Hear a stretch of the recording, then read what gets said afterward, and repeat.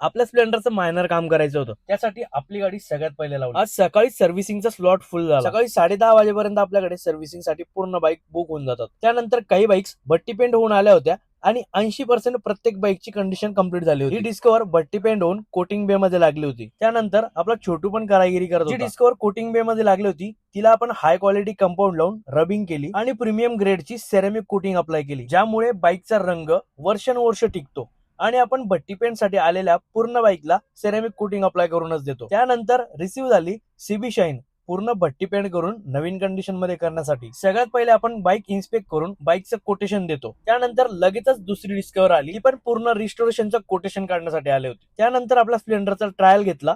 गाडी एकदम जबरदस्त परफॉर्म करत होती. तुम्हाला ही जी गर्दी दिसते ही गर्दी फक्त क्वालिटीवर आली आहे, त्यामुळे चौधरी ऑटो क्वालिटीवरती जास्त भर देतं. जर तुम्हालाही तुमच्या बाईकचं कुठलंही काम करायचंय आणि चांगला रिझल्ट पाहिजे तर एकदा चौधरी ऑटो सेंटरला नक्कीच भेट द्या किंवा स्क्रीनवरील नंबरशी संपर्क करा.